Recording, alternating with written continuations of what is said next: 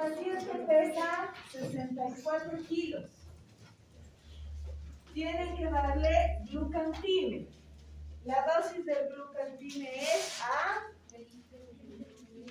fuerte. 20 miligramos. Exactamente. Entonces, eso significa que por cada kilito que tiene su paciente necesita 20 miligramos.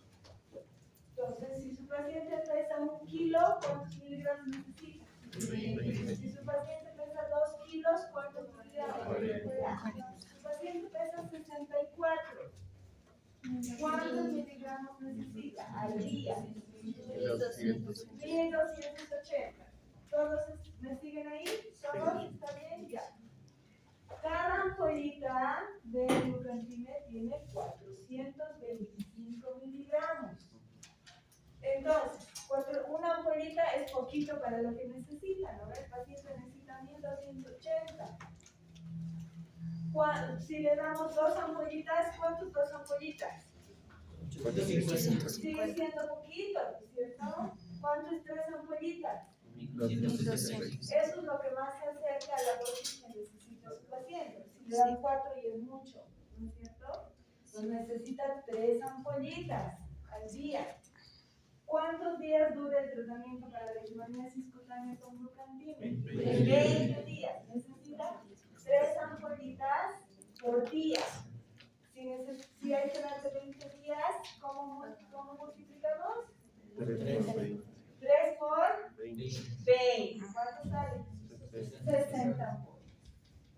Ahora sí, ¿me siguen? ¿O alguien otra vez se perdió? ¿No? Ya, muy bien. Entonces, estos cálculos los van a hacer siempre, muchachos. De acuerdo al jarabito, de acuerdo a la tabletita, de acuerdo al inyectable que vayan a poner. Entonces, tienen que calcular así, de acuerdo al peso de su paciente. ¿Ya? Muy bien. Vamos a ver entonces ahora micobacterias. Vamos a ver solo 2. Porque no son frecuentes, pero está en su programa. Y de todas maneras, tienen que tener una idea de esto si tienen la sospecha clínica. ¿Ya? Entonces, vamos a ver tuberculosis y lepra. La tuberculosis, bueno, acuérdense, es producido por el bacilo de Koch, ¿no es cierto? Ingresa por vía respiratoria y el órgano más afectado es el pulmón. Pero así como hay una tuberculosis pulmonar, también puede haber una tuberculosis extrapulmonar. Puede haber tuberculosis renal, tuberculosis peritoneal, tuberculosis intestinal, puede haber cualquier otra. Y por supuesto, entonces, la piel también puede tener tuberculosis. En esta clasificación vemos cómo los tipos de tuberculosis que hay y cómo puede ingresar. Entonces, el bacilo puede ingresar a la piel de forma exógena, directamente a la piel. Entonces, esto puede suceder en personas que trabajan con el bacilo en laboratorios, tomando muestras, llevando muestras. Entonces se pueden autoinocular directamente en la piel, accidentalmente, el bacilo. Puede haber tuberculosis bioendógena, o sea, a raíz de la infección a nivel de los pulmones o a nivel de los riñones. Puede viajar el bacilo vía hemática o vía linfática a la piel. O también por contigüidad, cuando hay tuberculosis ósea, el bacilo por contigüidad se va a la piel. ¿Ya? Entonces, esa es la discriminación endógena. ¿Cómo va el bacilo a la piel? La otra es la tuberculosis debido a la vacunación. A todos nos vacunan de chiquitos con la vacuna de la BCG. ¿Ya? Entonces tenemos el bacilo atenuado.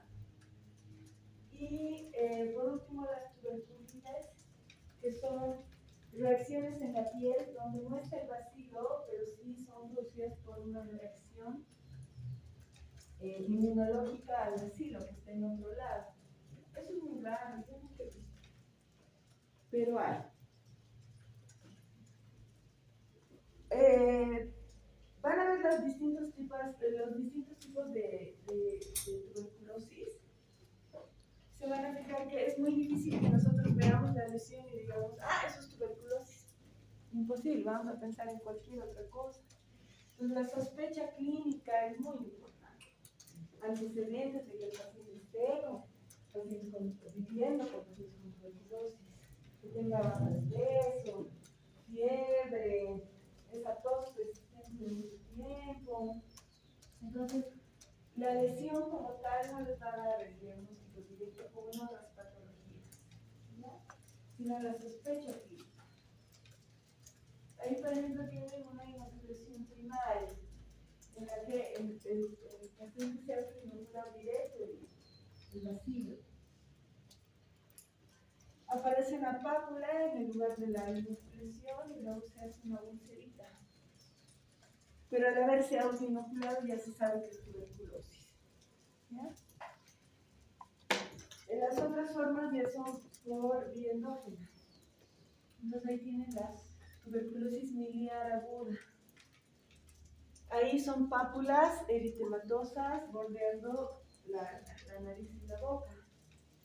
Pero clínicamente vamos a pensar en cualquier otra cosa antes que una tuberculosis. Puedes pensar en acné, en una poliomielitis, en una rosácea, en una dermatitis periodicial. Entonces, siempre tenemos que buscar otros signos y síntomas que un paciente con tuberculosis puede tener para basarnos en una sospecha clínica de que puede haber tuberculosis. Otra forma de tuberculosis cutánea es la escrofulodermia. Esa es la que yo sí he visto en el Hospital General. Yo veía tuberculosis solo en pacientes con VIH y en el Hospital del Tórax, porque todavía hay tuberculosis. Ya hay pacientes inmunosuprimidos, todos tienen tuberculosis. Agarran la tuberculosis con mucha facilidad. El Hospital General recibe a los pacientes con VIH-Sida y tienen su propia unidad en infectología. Ellos generalmente contraen el VIH y luego contraen la tuberculosis. Es muy importante de esto, porque ingresa con facilidad, ¿no es cierto? Todo lo que es infeccioso en los pacientes con VIH-Sida ingresa con mucha facilidad. Siempre están contando en la boca, siempre están con sus herpes. Esta es la forma que yo veía en el Hospital del Tórax, el escrofulodermia. Son pacientes extremadamente delgados, entonces se forman las cavernas gaseosas en los pulmones de la tuberculosis y el material de la caverna intenta salir, intenta ir al exterior, entonces forman unas fístulas. Primero unos abscesos y los abscesos se abren, produce una fístula, entonces ahí se produce una comunicación entre los pulmones y el exterior, y por ahí sale el material gaseoso, generalmente las axilas y del cuello. Por ahí se abre, son pacientes muy delgados, con esa fiebre persistente, esa fasciestísica. Acuérdense la fasciestísica, ¿no? Que sus pestañas largas. Esta es otra forma de tuberculosis cutánea, la tuberculosis gomosa o goma tuberculosa. Es un nódulo sólido, no móvil, no doloroso, eritematoso, en cualquier parte del cuerpo. Solo viendo esto es difícil pensar en tuberculosis. Tenemos que buscar otros antecedentes. Tuberculosis en las mucosas, con esas úlceras en la boca, en la mucosa anal, en la mucosa genital. Tuberculosis de mucosa, con esas placas hiperkeratóticas, gruesas, asintomáticas, que van confluyendo y se hacen cada vez más grandes, en cualquier lugar. el lupus vulgar. Esta sí es más característica. Aquí el paciente comienza a presentar unas placas de un color vinoso, bien característico. El libro las describe como jalea de manzana. Tiene este color de jalea de manzana. Y su topografía típica es las mejillas, la nariz y el cuello. Este es el lugar del lupus vulgar o lupus tuberculoso. Esto sí es un poco más característico, ¿no? Si ven esto, ya tienen que sospechar en una tuberculosis.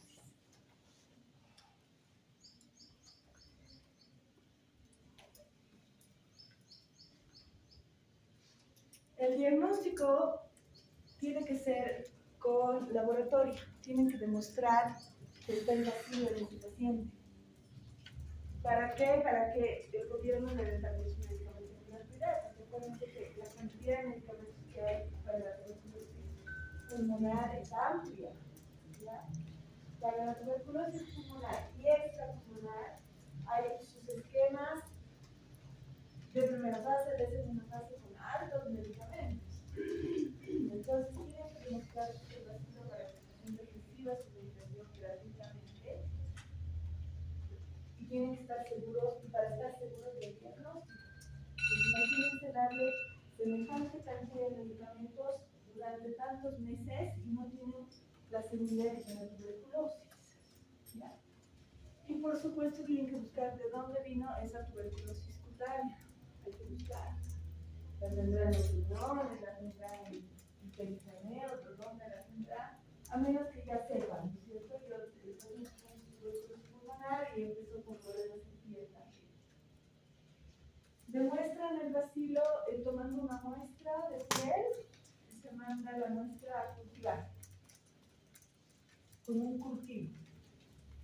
Los que hacen esto son los del laboratorio del Hospital del Tórax. Se demuestra y ya se puede solicitar su medicación y el paciente tiene que tomar. La otra patología, la lepra, que ya es conocida la lepra desde la época de David, Jesús hablaba leproso, Jesús cura leproso. Tienen que tener una idea de lepra, porque lepra hay en Santa Cruz y hay en Beni. Entonces, tienen que tener una idea de qué se trata esto. ¿Ya? La gente escucha lepra y sale corriendo, porque en un momento se queda estigmatizado. Pero actualmente es una enfermedad que se diagnostica súper rápido y se trata súper rápido. Entonces, como cualquier otra infección, ha quedado estigmatizada porque antes se veían las terribles mutilaciones que producía la lepra. Ahora ya no se ven, porque se diagnostica rápido. ¿Ya? Por eso, si ven, tienen la posibilidad, lo calman nomás al paciente. La lepra no es ahora no es una cosa que se va a morir ni nada, se diagnostica, se mata al bicho y se acabó. El nombre es el problema. La lepra es producida por el bacilo de Hansen, así se llama. Por eso también se la conoce como hanseníasis a la lepra. El bacilo de Hansen. Y el ser humano lo contrae por contacto directo o también vía respiratoria. Al bacilo le gustan las zonas frías del cuerpo. Son frías porque llega menos frío sanguíneo, ¿cierto? Entonces son las zonas más afectadas. Por lo tanto, al bacilo le gustan las orejitas, le gusta la nariz, le gustan los deditos de manos y pies, porque son las zonas más distales, ¿cierto? Pues son frías. Puede ser, pero yo no encuentro literatura que se acomode bien. ¿No? Entonces, una vez que ingresa el bacilo, el paciente lo que va a tener, si es que el organismo no lo elimina, entonces si ingresa el organismo en el inmune actúa y lo elimina de 10 para esos perros que suceden. Pero si no logra destruirlos, si no logra eso, el paciente va a presentar en primer lugar esto que se llama lepra indeterminada.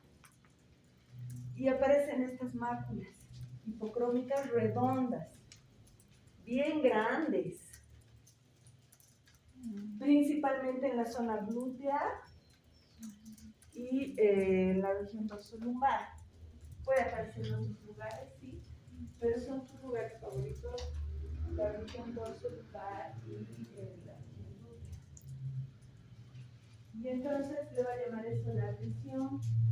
Son máculas asintomáticas que crecen grandes. El paciente o no se da cuenta y le avisan, no hay que tienes ahí cuando se mira, o si se da cuenta pero no le llama mucho la atención al principio hasta que son así grandes. Y entonces va al médico y me hace esta mancha. Entonces lo que hacen los doctores es agarrar un algodón o una hojita y pinchar. El paciente no siente. ¿Por qué? Porque lo que hace el bacilo es lastimar los nervios superficiales, entonces son máculas hipostésicas. El paciente no siente. Le puede prender un encendedor ahí, no siente. Esa es la primera característica de que el paciente infectado con lepra. Y generalmente ahí es cuando más se diagnostica actualmente y se ve también se acabó el problema. ¿Ya? Si el paciente no le da mucha bola y no se hace ver, después de un tiempo, que puede ser meses o años, el paciente va a pasar a 2 etapas. Una que es la paucibacilar, se llama así porque hay pocos bacilos.